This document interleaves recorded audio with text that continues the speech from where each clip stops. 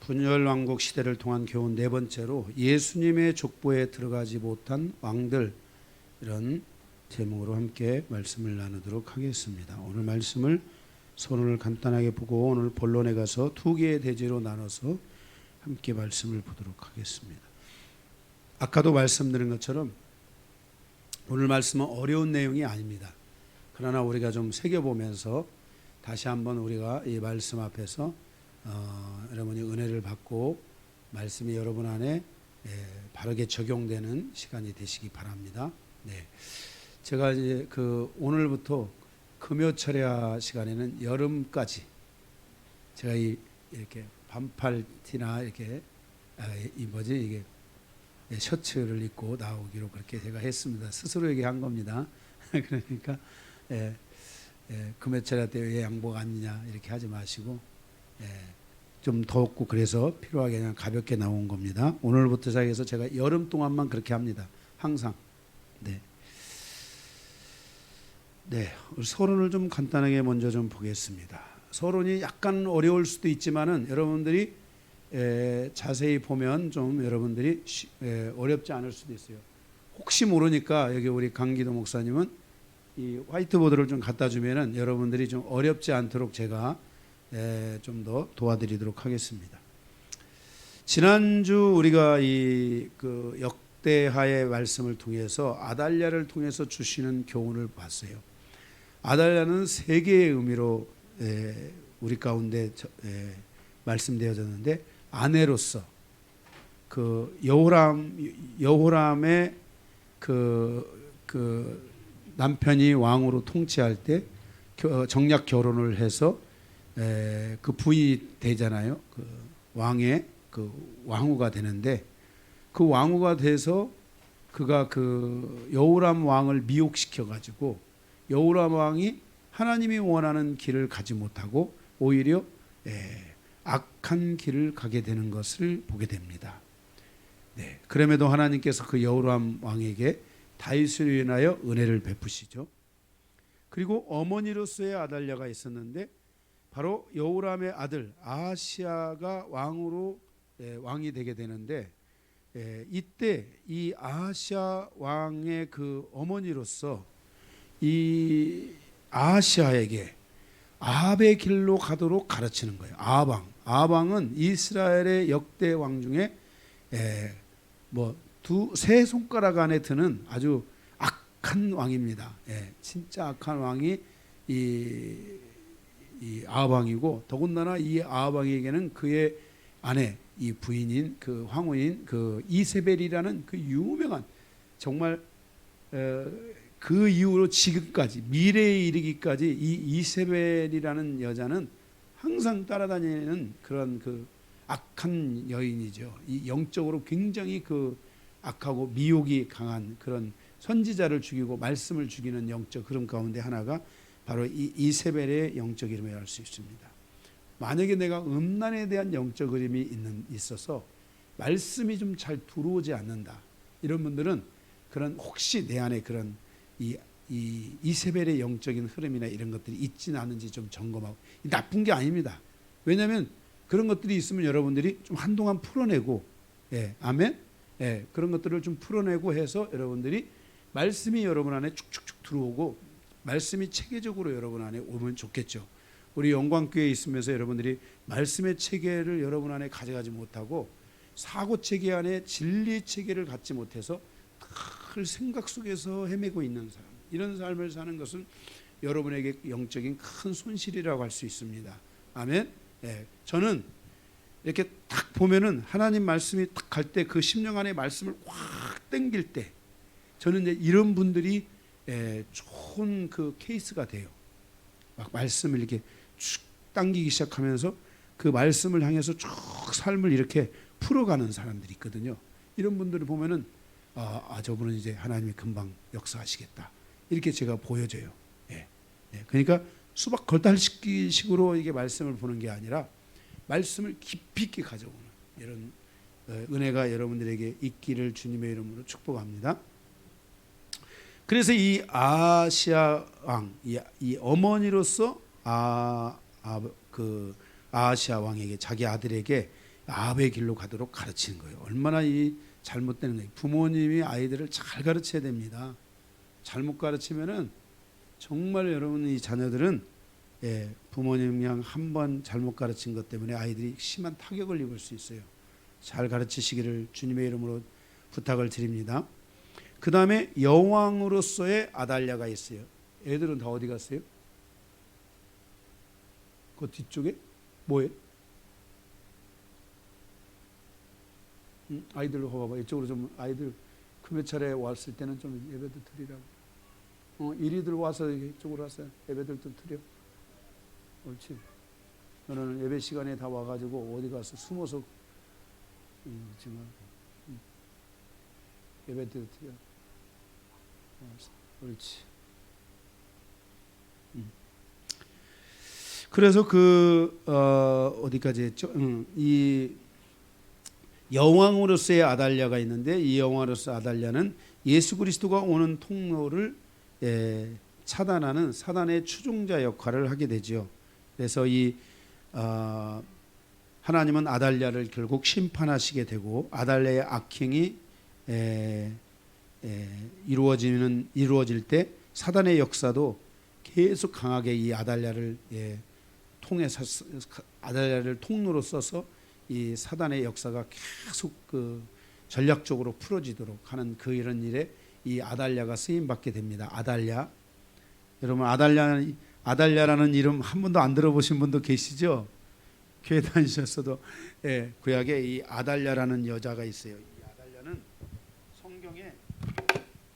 성경에 아주 많이 중요한 이 아달랴예요. 이게 이세벨의 딸이에요. 이세벨의 딸. 아방과 이세벨의 딸인 이 아달랴. 뭐 그냥 이렇게 한 번씩 들어두시기 바랍니다.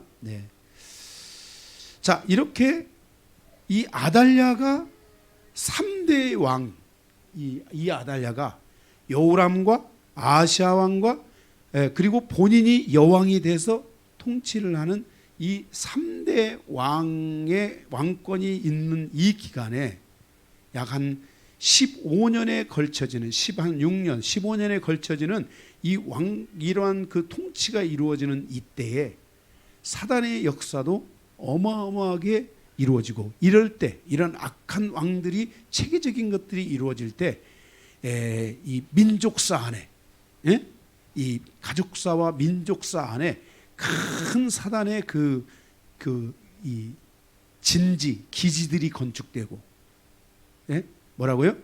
사단의 집이 지어진단 말이에요. 이럴 때 여러분들이 굉장히 조심해야 되고 우리는 이런 질서들이 우리 안에 오지 않도록 우리는 계속해서 이제 질서를 허물어 버리는 아멘. 사단의 그런 기지들을 다 허물어낼 줄 아는 그런 성도들로 살아가야 될 줄로 믿습니다. 바로 이런 아달랴가 있을 이때에 바로 이런 큰 사단의 이 집들, 이 기지들, 진지들이 이게 만들어지게 되는데 우리가 앞으로 볼 마태복음 아시죠? 마태복음에서 특별히 이상한 부분이 보이는 것을 볼 수 있습니다. 마태복음 1장에 보면은 여러분들이 뭐 책갈피를 거기다가 해놓으시고 24장을 책갈피를 해놓으시고 마태복음 1장을 가서 보시면 우리 마태복음 강의할 거예요. 이제 끝나면 뭐 끝나면 에베소서 끝나면 에베소 끝나면 마태복음 강의할 건데 제가 계속 마태복음 말씀을 저도 묵상하고 있어요. 마태복음 묵상하는 걸 뭐 제가 묵상하는 게 아니고 하나님 마태복음의 말씀을 어떻게 해야 됩니까? 하나님 마태복음을 주신 것이 하나님의 의도가 무엇입니까? 저에게 하나님께서 가르쳐 주십시오 하고 저도 계속 기도하면서 마태복음의 말씀을 저에게 하나님이 감동하시고 인도해 주시도록 기도하는 거예요. 그런데 이렇게 말씀이 이렇게 기도하다 보니까 이런 말씀이 조금씩 이제 자꾸 이렇게 열리는 거예요. 제가 뭐 이거 일부러 찾은 것도 아닌데 하나님이 열어주시는데 그 마태복음 1장에 보게 되면은 예수님의 왕족으로서의 족보가 나오는데요. 이것은 이사야 선지자가 이사야 11장에 예언했던 이새의 줄기에서 나온 한 가지 그랬어요. 이사야 이거 지워버리고, 이거는 의미가 없으니까 이건 이런 이름은 몰라도 괜찮아. 이런 여자들이 이름 알아서 뭐 할 거야, 그죠? 예, 다른 이름도 외우기 바쁜데. 이사야 11장에 보면은 이새의 줄기에서 나온 한 가지. 여기서 제일 중요한 단어가 뭐예요? 예? 중요한 단어가 어떤 거예요? 예? 여기서 제일 중요한 단어가 어떨까요? 요거죠. 요 한 가지. 이게 목적하는 바잖아요. 그래서 어디에서 나왔어요? 이새의 줄기에서 나온 한 가지.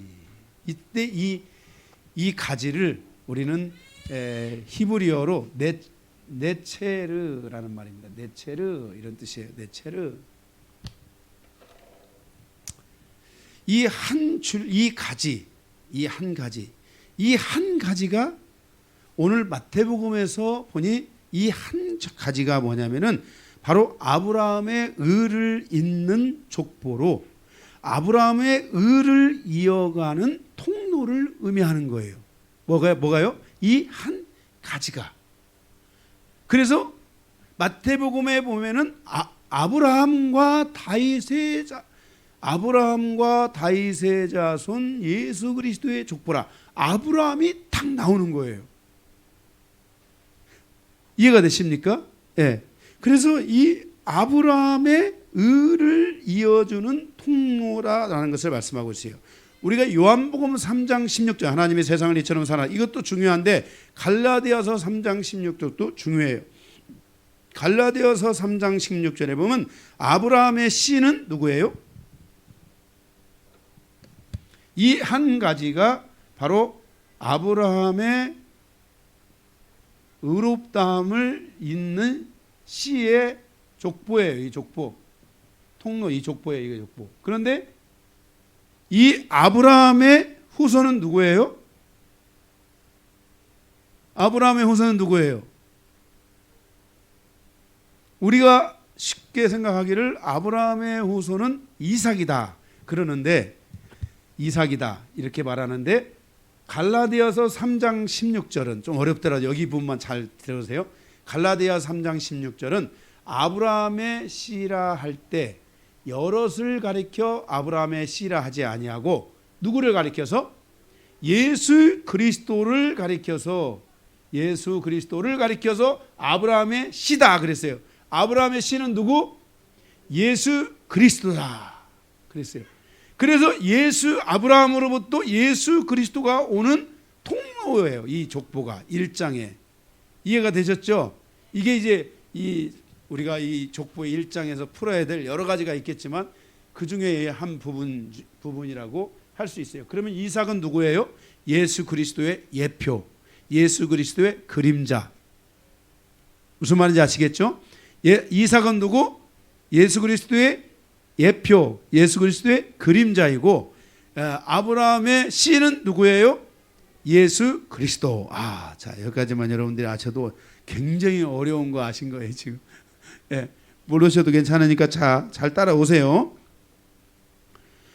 이 족보에, 이 마태복음 1장 족보는 아브라함의 씨가 오는 통로인데, 그 통로로 유다지파를 성경에서 지목해서 유다지파의 왕족들이 그곳에 통로로 쓰임을 받게 됩니다.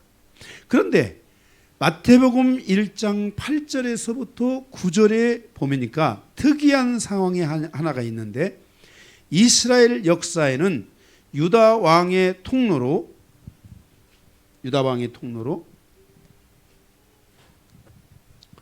여기 보면 여러분들이 지난번에 봤던 여호사밧, 그 다음에 여호람, 그 다음에 아하시야, 그 다음에 누구예요?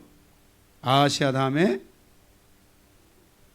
요아스, 오늘 나오는 요아스, 그 다음에 오늘 또 나오는 또 누구예요?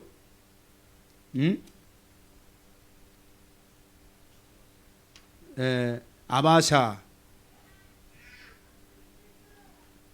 아마샤, 아마샤.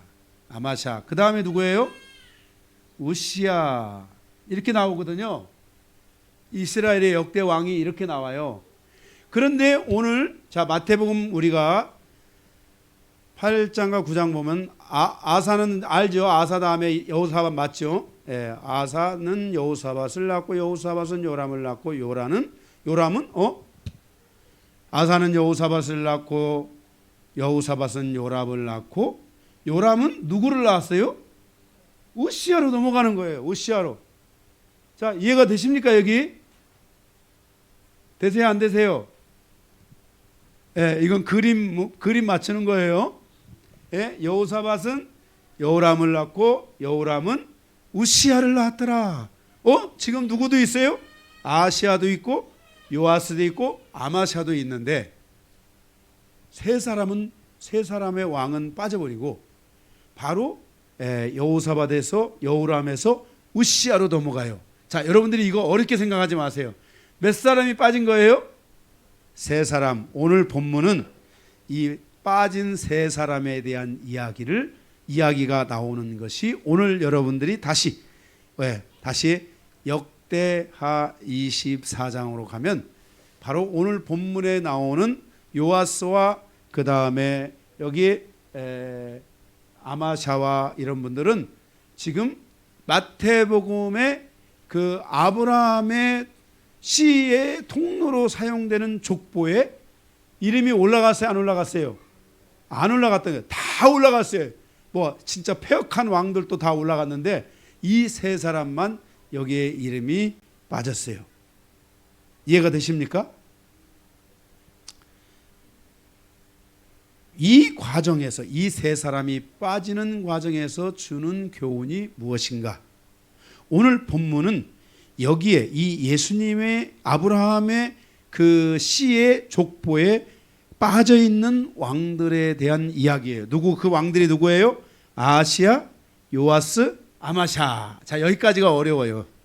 자, 어려운데 다 넘어왔어요, 여러분. 이 왕들에 대한 이야기입니다. 오늘 본문이 주는 이 왕들을 통해서 주는 교훈이 무엇인지 우리가 함께 살펴보면서 은혜를 나누기 원합니다. 아멘. 네. 자, 그러면 오늘 말씀은 두 개의 대지로 딱 나눠 가지고서 말씀을 보도록 하겠습니다. 자, 24장에 거기 맨 위에 이름이 나오죠. 요아스가 왕위에 오를 때 오늘 요아스 시대를 통한 교훈에 대해서 함께 보도록 하겠습니다. 요아스의 시대를 통한 교훈 24장 전체입니다. 24장 1절에서 27절까지 전체 말씀을 보도록 하겠습니다. 요건 이렇게 좀 치워도 되죠? 요거 이런 거 갖다 놓으면 부담스러운 분들도 계셔서 치울게요. 이렇게 치우고 보도록 하겠습니다. 자, 이 중에 한 명 지금 요아스하고 이 아마샤는 여기에 나오지만은 안 나오는 한 사람이 아시아죠. 이 아시아는 이미 우리가 강의를 했는데 22장 역대하 22장에서 말씀을 보았습니다. 이 아시아는 유다의 6번째 왕입니다. 이렇게 6번째 왕임에도 불구하고 아시아가 그가 예수님의 그 족보에 빠져 있는 것은 그의 통치 기간은 1년이었지만 그는 그의 어머니 아달랴를 통해서 아합의 길로 가도록 가르침을 받았고 그 모친의 가르침대로 가서 그는 아합의 길에서 악한 왕이 되어 정말 가서는 안 되는 그런 길을 갔죠. 아까 제가 그랬죠. 아달랴는 누구에게 쓰임 받은 거예요? 사단에게 쓰임 받은 무서운 여자입니다. 이런 여자가 가르쳐 주는 대로 그 길로 갔습니다. 그 결과 그는 1년만 통치를 하고 결국 살해를 당합니다. 살해당해서 죽습니다. 그로 인해서 그의 정상적인 승계가 이루어지지 않은 거예요. 왕으로부터 왕의 승계가 이루어지지 않아서 실패를 하므로 아마 예수님의 이 통로에서 빠지게 됐지 않았나 우리가 이렇게 볼 수 있습니다.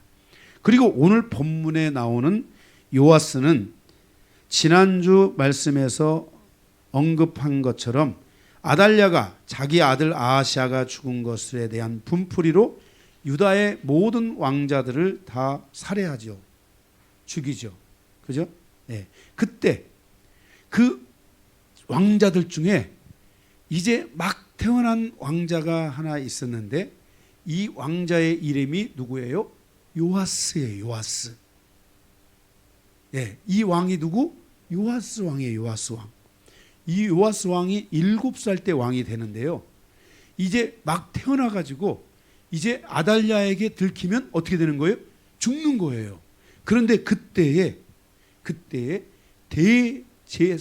대제사장인 이 여호야다라는 대제사장이 있었는데 이 대제사장이 이 요아스를 성전에다가 숨겨서 6년 동안을 이 유모들을 데려다가 젖도 먹이고 이제 이유식도 시키고 이런 식으로 해가지고 성전에서 몇 년을 키우는 거예요? 숨어서 6년을 키우는 거예요. 얼마나 불안했겠어요. 애기들은 또 배고프면 울잖아요. 그런데 그 여러 과정에서 하나님이 어쨌든 이 숨겨가지고서 이 요아스라는 어린이를 보호하게 돼요.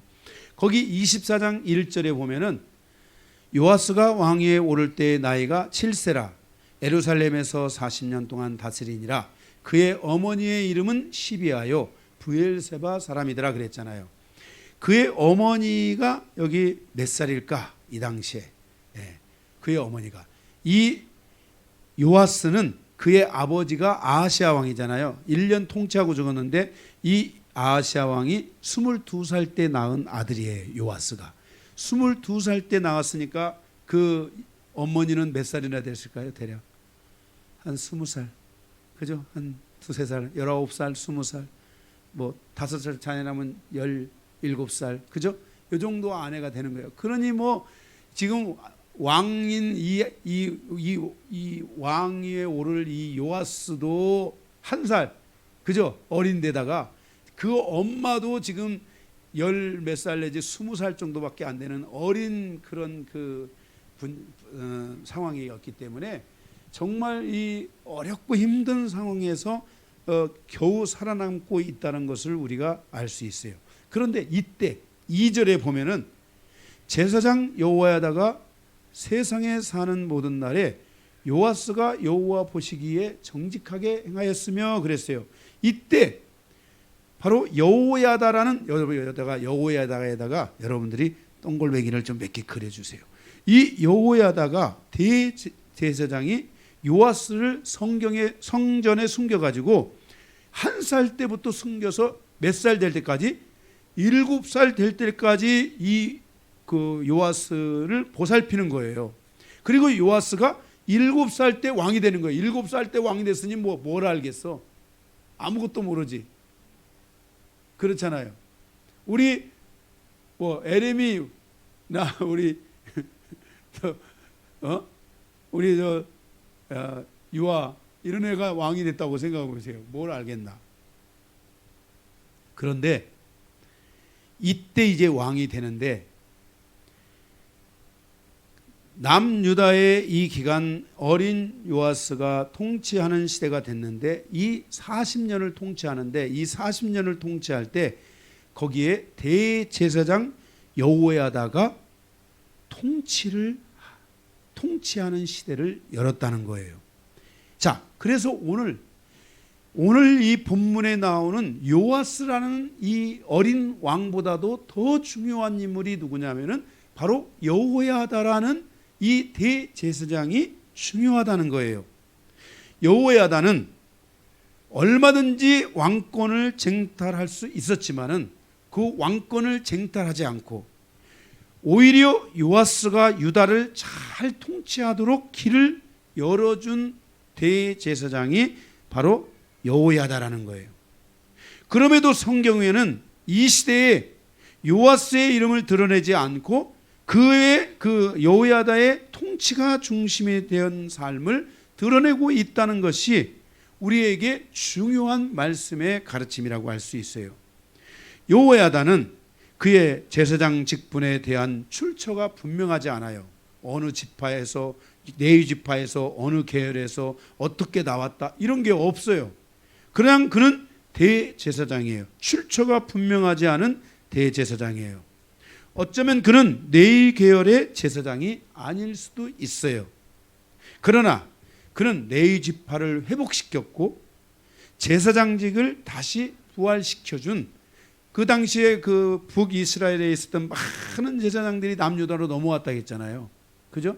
남 넘어와가지고 막 방황하고 막 헤매고 있고 그럴 때인데 바로 이 여호야다가 그 출처가 분명하지 않은 대제사장이었지만은 그는 그 대제사장의 직분을 잘 감당하면서 오히려 레위 지파를 회복시켜주고 그 또 뭘 시켜줬어요? 제사장 직분을 회복시켰어요. 이 레위 지파를 회복시켰다라는 것은 여러 가지 의미가 있어요. 그것은 하나님 앞에서의 구원론을 열은 거예요. 백성들이 죄를 지을 때 죄를 용서하고 죄를 회복할 수 있도록 길을 열어줬고요. 하나님 말씀대로 사는 길을 가르치는 사람이 말씀을 가르치는 사람이 누구였어요? 제사장이었어요. 그래서 그 제사장을 통해서 말씀을 가르치는 길들이 열렸다는 거예요. 또 하나는 제사장의 일 가운데 또 하나 중요한 일은 뭐냐면 기도하는 일이었어요. 하나님의 성전에 들어가서 그 성막에서 성전에서 계속해서 하나님을 향해서 백성을 위해 기도하는 삶을 사는 것이 제사장의 직무 중에 하나였어요. 레위인들의 직무 중에 하나였어요. 그것이 회복됐다는 거예요. 제사장 제도가 회복됐다는 것은 이 요아스가 사는 날 동안에 하나님이 원하는 이 영적인 질서들이 부활하고 영적인 질서들이 다 살아났다는 것을 우리에게 말씀해 주고 있어요. 이런 일들을 누가 하는 거예요? 바로 여호야다 대제사장이 그 일을 열었다는 것이에요.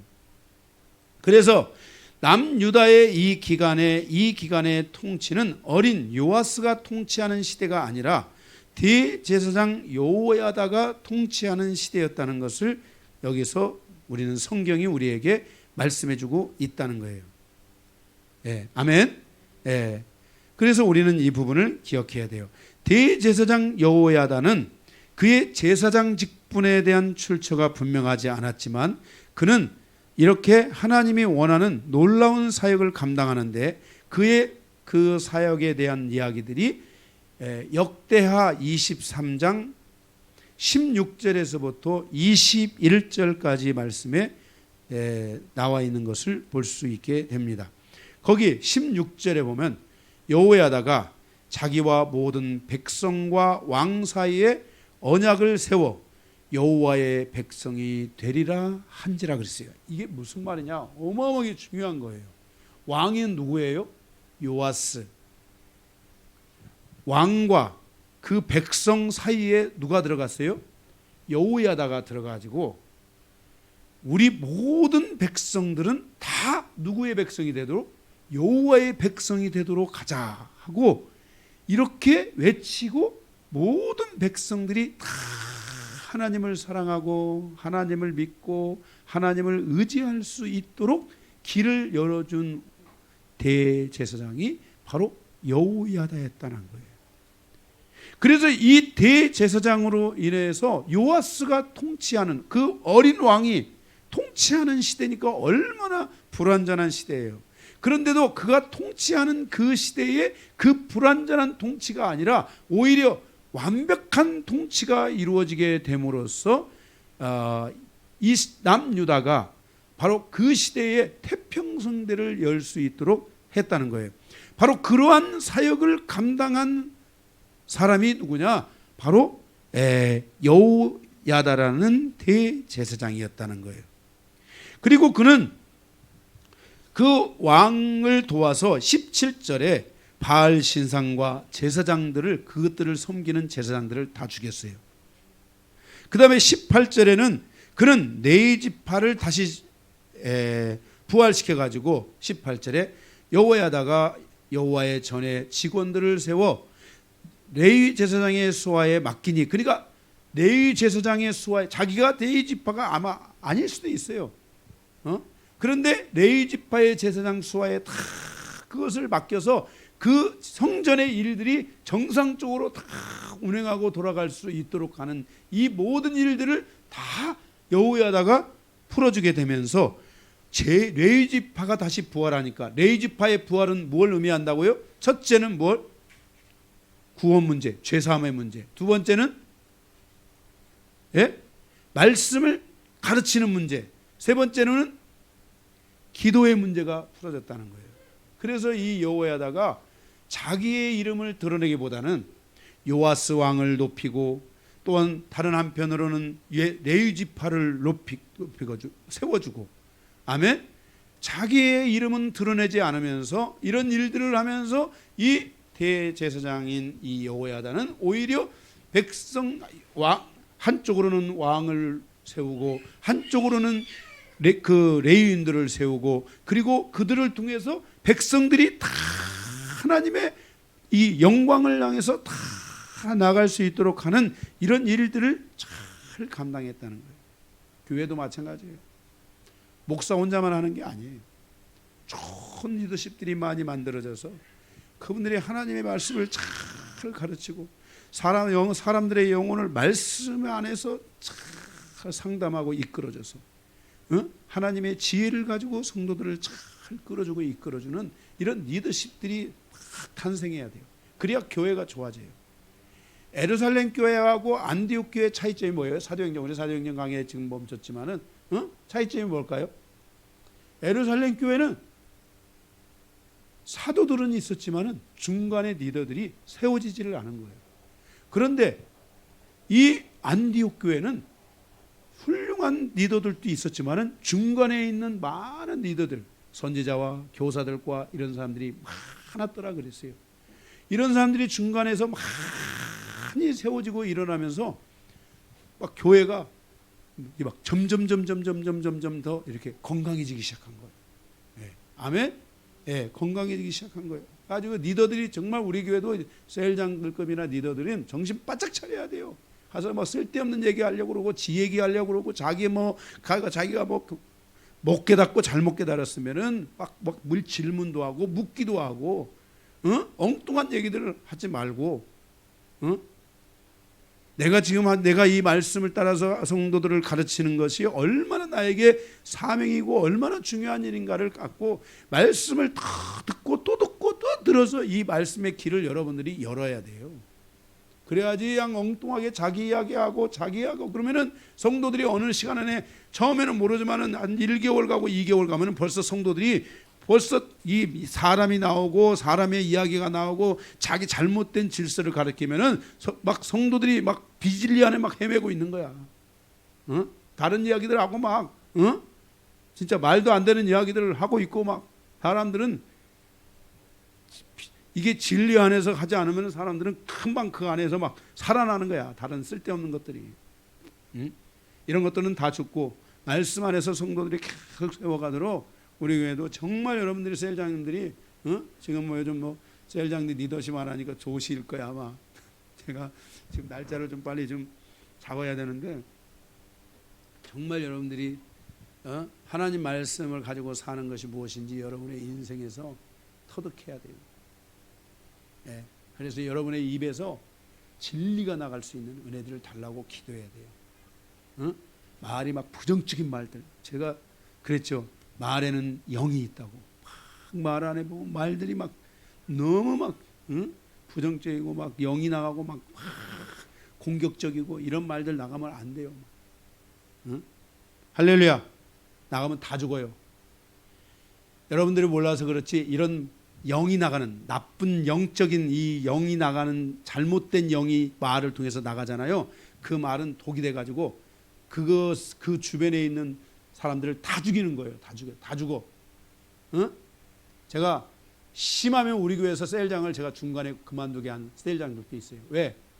이거는 하나님의 말씀이 제가 설교한 것도 아니야.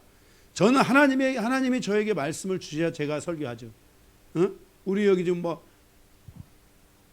연세 드신 우리 집사님들, 권사님들도 새로 오셔가지고 말씀이 이렇게 은혜 받고 이러는 상황인데 그렇잖아. 그런데 젊은 분들이 막 엉뚱한 얘기하고 막 그렇게 와서 기도로 목숨 걸으라고 그랬는데도 기도 뭐 그렇게 꼭 열심히 안 해도 된다고 막 이렇게 가르치고, 그러면 어떻게 되는 거야 대체? 응? 이러면 안 되는 거야. 응? 배운 대로 해야 되잖아. 배운 대로. 아멘. 영혼을 살려야 돼. 영혼은. 교회는 다른 거 없어. 교회는 영혼을 살리고 그 개인사를 살리고 그 가정을 살리고 그 일터가 살아나도록 사역을 해줘야 돼. 응? 인기를 위해서 하면 안 돼. 한 가정이, 한 사람의 영혼이 살아나야 되고 한 가정이 살아나야 되고 그 일터가 살아나야 돼. 그래서 저와 함께 힘을 모아가지고 여러분들이 더 나가서 말씀과 함께 힘을 모아서 여러분들이 열심히 사역을 해주고 그런 좋은 리더십들이 많이 생겨날 때 교회는 안디옥 교회처럼 번성하는 역사가 일어나고 하나님의 영광이 드러나기 시작하고, 아멘. 그런 사역을 통해서 하나님이 굵직굵직한 하나님의 그 물권을 가지고 온 사람들을 하나님이 그들을 일으키는 거예요. 할렐루야. 응? 네. 마지막 때에는 여러분들이 하나님의 물권을 가지고 움직일 수 있는 그런 믿음의 사람들이 많이 탄생할 수 있어야 돼요. 응? 할렐루야.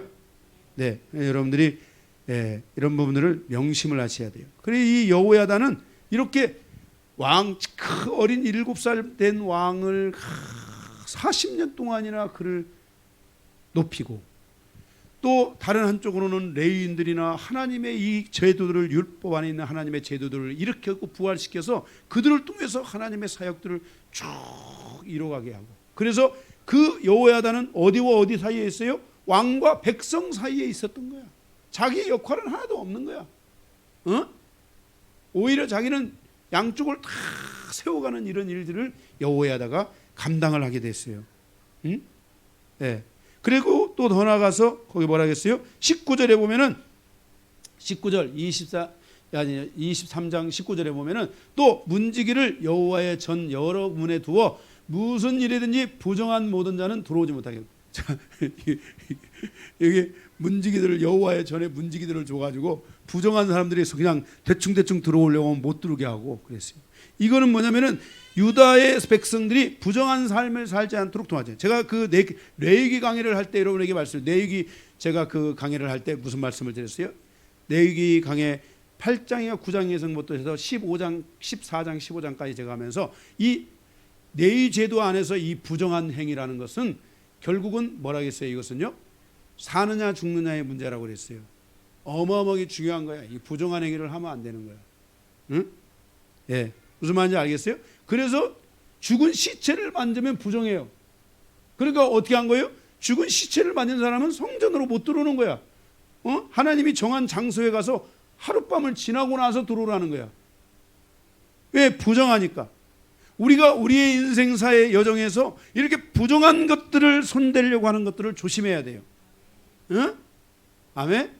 네, 이런 것들 조심해야 돼요. 어쨌든 우리의 이 유다집 백성들이 그런 부정한 삶을 살지 않도록 그렇게 한 거예요. 20절에 보면 문무에 해당하는 모든 지도자들로 하여금 어린 왕을 잘 보살피도록 한 거예요. 거기 백부장과 종기한 자들과 백성의 방백들과 그 땅의 모든 백성을, 그 백부장은 군대지요. 그 다음에 방백들은 문관들이죠.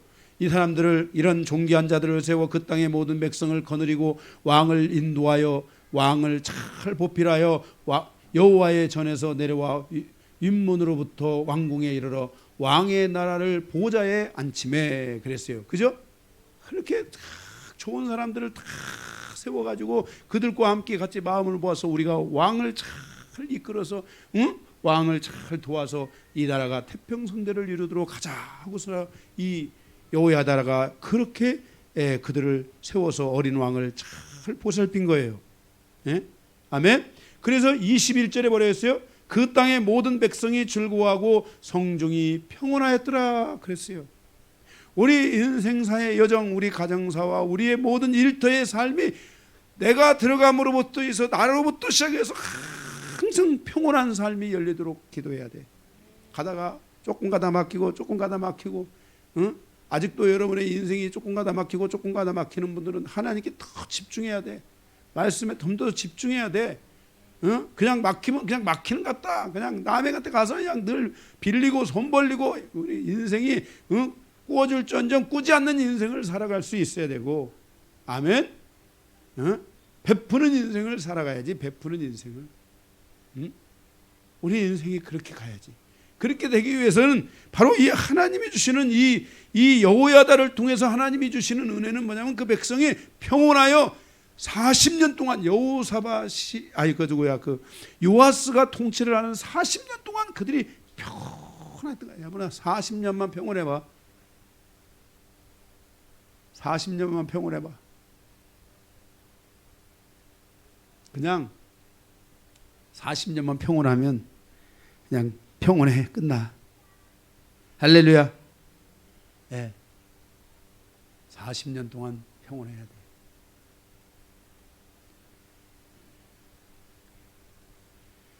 그래서 그렇게 사는 동안 평안했어요. 그래서 24장 16절에 24장 거기 16절에 보니까, 그래서 이 제사장 제도를 부활해 가지고 제사장 하나님 앞에 예물을 드리게 하고 레위인들을 섬기게 하고 성전을 보수하고 돌보게 하고 이런 일을 다 했다는 거 다 여기 읽었으니까 아시죠? 이런 거는. 예. 그다음에 이제 거기 24장 16절에 무리가 다윗성 15절 여호야다가 나이가 많고 늙어 죽음에 죽을 때 130세라. 무리가 다윗성 여러 왕실의 묘실 중에 장사하였으니 이는 그가 이스라엘과 하나님과 그의 성전에 대하여 선을 행하였음이더라. 그랬어요. 여기 보세요. 다윗의 묘실에 들어갈 수가 있어요, 없어요, 이 사람? 여호야다라는 이 이름도 모를 대제사장이지만은 이 이름도 모를 이 사람이 다윗의 성에 들어갈 수가 다윗의 묘실에 들어갈 수가 있어요, 없어요? 없어요. 그런데 다윗의 묘실에 들어갔어요. 이게 뭐예요? 이름도 없고 뜻도 없지만 예수 그리스도가 대제사장으로 서서 하나님의 놀라운 사역을 감당하시잖아요.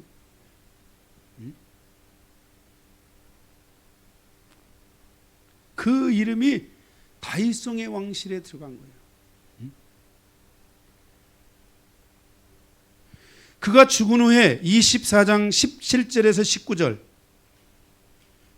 그가 죽자마자 요아스는 백성들의 유혹에 넘어감으로 영적 그 기간 동안 40년 동안 이 요아스의 실패는 뭐냐면 하나님의 말씀의 체계를 갖지 못했다는 거야. 그 중요한 시간에 하나님이 계속해서 말씀을 통해 가르치고 그 요아스 왕을 향하여 여호야다의 수고를 통해 레위인들의 수고를 통해 하나님의 말씀을 전해했음에도 불구하고 요아스 왕도 하나님의 말씀의 체계를 갖추지 못하고 누구도 그 백성들도 그 체계를 다 갖지 못함으로 말미암아 이 미혹된 무리들에 의하여 이 요아스가 그때로부터 24장 17절에서 19절 영적 질서를 갖지 못하고 타락의 길로 들어서게 되는 것을 보게 돼요. 그러자 24장 19절에서 22절에 여호야다의 아들이 왕과 백성을 향하여 회개하고 돌아올 것을 외칩니다. 그 스가랴가. 그죠? 나오죠? 예. 그런데 요아스는 여호야다의 아들 스가랴를 돌로 쳐서 죽이죠. 회개하고 돌아오라고 하니까 돌로 쳐서 죽입니다. 이런 해악한 일들이 다시 요아스의 이 후반부에 이런 일들이 일어나게 되는 것을 보게 됩니다. 결국 24장 23절에서 27절 하나님은 드디어 그래서 더 이상 이 상황을 보지 못하시고 이제 하나님께서 큰 전쟁을 통하여 요아스와 그 백성들을 심판하시는 장면을 보게 됩니다. 이러한 과정을 통해 결국 예수님께서 오시는 통로로 쓰임을 받지 못하게 되었다는 것입니다. 사단이 역사하고 있는 시대에 여호야다의 개혁이 주는 교훈은 예수님께서 그 당시 헤롯이라는 왕이 있었지만 그는 대제사장으로 그 땅에 오셔서 예루살렘을 개혁하고 율법을 개혁하셨다는 것을 기억해야 합니다. 예수님의 십자가의 사역은 그가 인자로 오셔서 왕이신 예수 그리스도의 모습을 완성시켜 주셨지만 다른 한편으로는 그의 십자가의 죽음을 통해서 우리를 구원하시고 그의 몸에 남은 피를 가지고 하늘 성소로 올라가셔서 대제사장으로서 우리의 구원을 완성하셨다는 것을 기억해야 합니다. 할렐루야. 응? 이러한 사역을 우리에게 말씀해주고 있는 것이 히브리서이죠. 오늘 이 요아스 왕의 시대에 이 사단의 역사가 이 아달랴로부터 오는 긴 시간의 역사의 흔적들이 있어서 사단녀는 거기서 물러서지 않고 때를 기다리고 있었고, 그 때를 준비하지 못한 요아스 왕의 이 어리석은 부분들이 후반부에 드러나고 있는 것을 우리에게 보여주고 있다는 것입니다. 사랑하는 성도 여러분, 지금은 구원의 날이요 은혜 받을 때라 그랬습니다. 하나님의 말씀이 선포되고 있을 때, 하나님의 말씀이 계시되고 그 말씀이 열려질 때, 그 커튼이 열려지고 하나님의 말씀의 비밀이 드러날 때, 그 말씀을 통해서 여러분의 삶의 말씀의 체계를 갖추고 여러분의 영혼이 치유되고 회복되는 은혜들을 가지시기를 바라며, 더 나아가서 이제는 여러분들의 삶에 영적으로 묶여있던 모든 것들을 풀어내고 여러분들의 삶을 통해 하나님의 놀라운 부흥의 역사를 이끌어가는 그러한 주역들로 세워져 가야 될 줄로 믿습니다. 바로 여러분들의 삶이 그런 개혁자가 된다면, 이 여호와의 달을 쓰신 하나님께서 여러분의 삶에, 여러분의 가정에, 여러분의 일터에 하나님이 여러분을 사용하여 주실 줄로 믿습니다. 여러분 말씀을 붙들고 울며 기도해 보셨습니까? 저는 제가 지난 영성의 과정에서 말씀을 붙들고 수없이 많이 울었습니다. 제일 처음 말씀은 말씀 그 한 구절을 붙들고, 말씀 한 구절을 붙들고 10시간을 기도하며 울었습니다. 하나님, 이 말씀대로 나에게 이루어지게 하소서. 하나님의 말씀이 나에게 이 말씀대로 될 줄로 믿습니다. 예수의 말씀이 그 말씀대로 될 줄로 믿습니다 하면서, 그렇게 해서 제가 그 말씀을 놓고 막 기도하는데 하나님이 오셔서 나의 머리를 치셨는지 가슴을 치셨는지 모르겠는 데를 탁 치시더라고요. 그때 내 영이 팍 깨어나기 시작했습니다. 하나님은 살아계신 하나님이구나. 여러분 말씀을 놓고 얼마나 눈물로 기도해 봤습니까? 제가 이 오늘날에 이 설교가, 여러분 우리 성도에게 이 설교가 나오기까지 제가 이 말씀을 놓고 제 서재에서 울지 않은 날이 없었습니다. 밤새도록 울고 또 울고 울며, 하나님, 이렇게 너무나 소중한 이 말씀, 하나님, 나 같은 무지랭에게 이 말씀을 열어주면 나는 어떻게 하라고 합니까? 설교하기를 거부하고 하나님 앞에 울고 또 울고, 말씀을 붙잡고 또 울고 또 울고, 하나님, 나는 이 말씀 못 전합니다. 하나님, 네가 나같이 타락된 자가, 나같이 이렇게 연약한 자가 어떻게 이 말씀을 전합니까? 내가 이 말씀을 전하면 여기 있는 이 영혼들이 반응하겠습니까? 반응은 또 안 할 겁니다.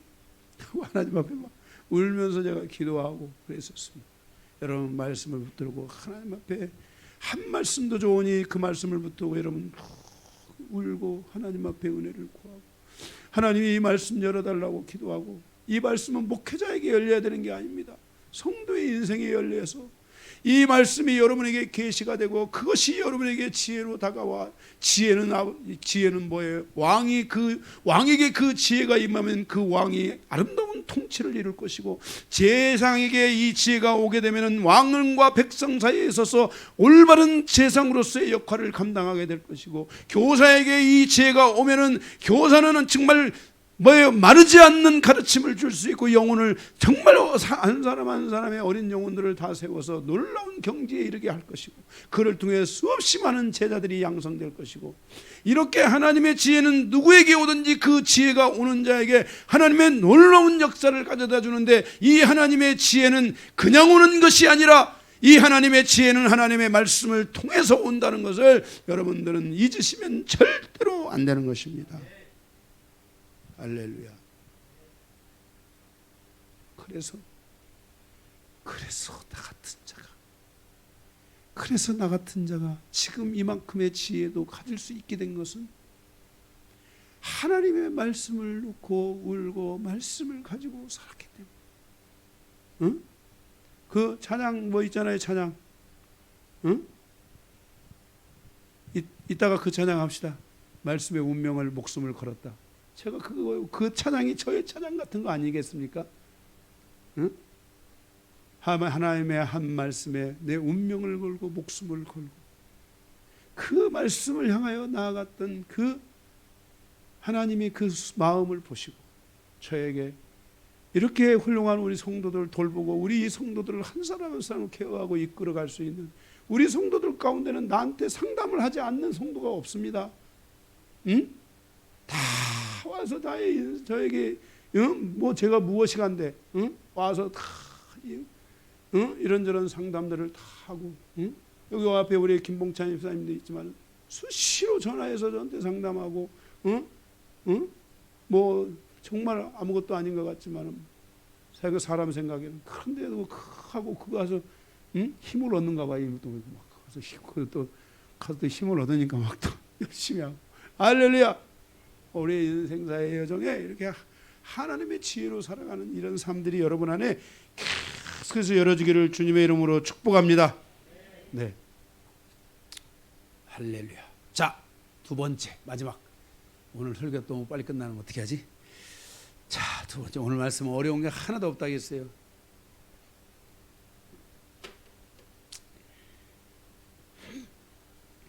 두 번째 아마샤 시대를 통한 교훈이에요. 두 번째 25장 1절에 나와 있죠. 아마샤가 이름도 어렵죠.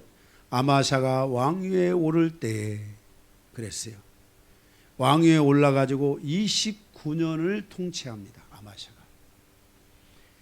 2절에 보니 그는 여호와 보시기에 정직히 행한 부분도 있었습니다.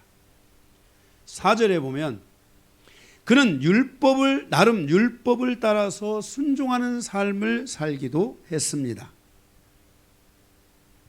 5절에서 13절을 보면 자, 두 번째 대지는 뭐 설교가 길지도 않아요. 눈 감았다 뜨면 갑니다. 잘 보세요. 5절에서 13절 다 읽었잖아요. 한 번 더 이해가 안 되는 분 한 번 더 집에 가 더 읽으세요. 5절에서 13절에 보면 그는 에돔과의 전쟁을 통해서 큰 승리를 거두기도 했습니다. 그러나 결정적으로 14절을 보겠습니다. 다 같이 한번 읽겠습니다. 25장 14절 시작. 아마샤가 에돔 사람들을 죽이고 돌아올 때 세일 자손의 신들을 가져와서 자기의 신으로 세우고 그것들 앞에 경배하며 분향한지라.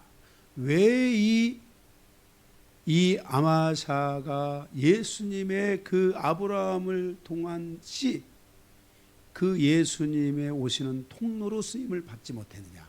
그 결정적인 것은 그가 여호와 보시기에 정직히 행한 것도 있고 율법을 따라 순종하려고 하는 삶도 있었고 그는 에돔과의 전쟁에서 큰 승리를 가지고 돌아오는 개성장군과 같은 놀라운 그런 그 결과도 가져왔지만 그는 그 전쟁의 승리를 끝내고 돌아오는 과정에 세일산의 신들을 가져와서 그 우상에 자기 이름을 쓰게 하고 자기 일을 신으로 숭배하게 합니다. 여러분 우리의 인생사의 여정에서 항상 조심해야 될 것은 귀신이 뜨면 안 돼요. 뱀대가리 탁 뜨면 이런 거 뜨면 안 돼. 이런 거 뜨면 안 돼. 오직 누구만 떠야 돼? 예수만 떠야 돼. 기독론이야. 무슨 일을 하든지 예수님, 예수님, 예수님, 예수님. 예수님 사랑합니다. 일어날 때도 예수님 사랑합니다. 잘 때도 예수님 사랑합니다. 길을 갈 때도 예수님 사랑합니다. 예수님을 잃어버리면 안 돼. 여러분의 신앙의 여정에 하나님의 축복을 통해서 여러분들이 축복을 받고 하나님의 은혜를 받아서 놀라운 승리의 여정을 가게 될 때 가장 조심하고 경계해야 될 것은 축복은 남지만 그리스도를 잃어버리는 것을 조심해야 돼. 모든 것이 없어도 그리스도가 남아야 돼요.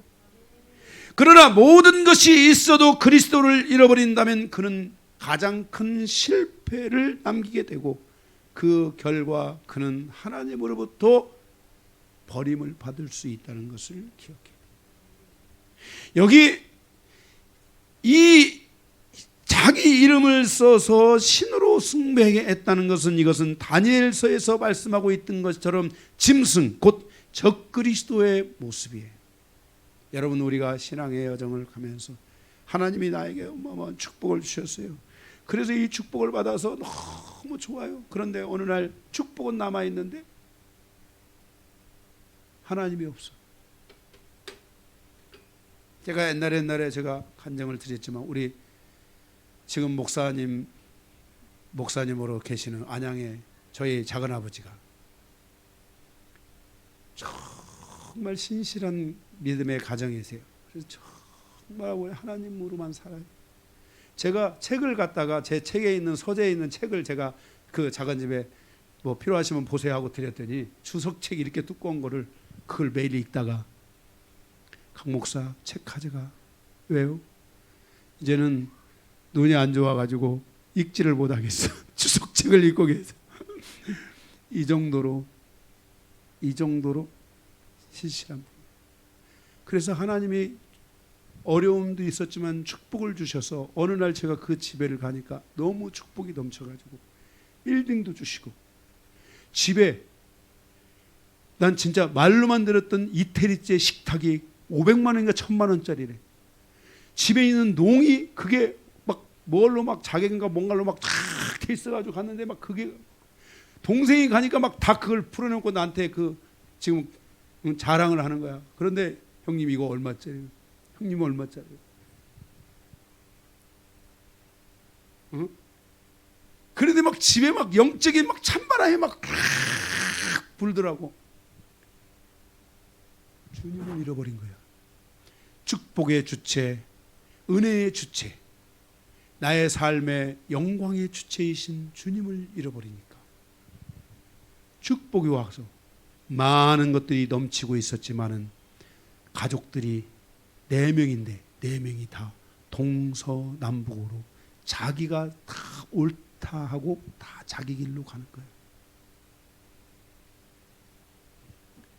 하나님께서 딱 보시다가 2년이 있다가 자기 힘도 아니고 당신 주변에 이상한 사람 만나게 해가지고 그거 싹 빨아가지고 가시더라고. 가지고 2년 후에 갔는데 지하실에 가가지고 작은 어머니가 화병에 걸리셔가지고 이게 가라앉지를 않는 거야. 이 화가. 그래서 작은 어머니가 나 여기 있다가 죽겠다. 차라리 기도원에 가서 죽자. 하고 작은 어머니가 기도원에 기도 굴방에 들어가가지고 기도도 안 하고 기도가 안 되니까 화가 올라와서 기도가 안 되니까 그 골방에 대해서 촛불을 놓고 거기서 일어나지도 않고 성경만 읽었는데 성경을 거기서 뭐 10독을 했다고 그런가 몇 독을 했다가 성경을 10독인가를 하는데 다시 눈물이 나고 하나님의 그 자기를 향한 하나님의 축복과 은혜가 다시 생각되고 자기가 얼마나 패역하고 자기가 얼마나 잘못된 길을 갔는지를 깨닫게 되기 시작하고 그래서 이런 것들을 깨닫기 시작하고 작은아버지도 이것을 깨닫고 시작해서 자기가 평생에 자기는 주의 종의 길을 가고 싶었는데 이제라도 늦지 않았으니 내가 늙어막이라도 주의 종으로 헌신해야 되겠다 해서 목사 되셨어요. 목사 되셨어요. 네? 그래도 하나님의 그것을 잊지 않고 하나님이 그 가정의 동생들에게도 공유를 베푸시고 은혜를 베푸시더라고요.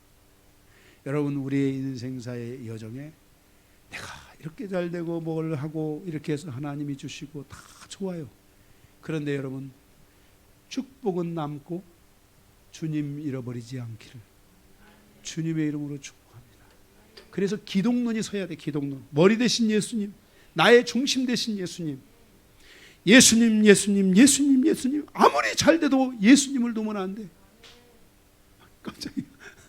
예수님, 예수님, 예수님. 할렐루야. 네, 그렇게 살아가시기를 주님의 이름으로 축복합니다. 말씀을 마치겠습니다.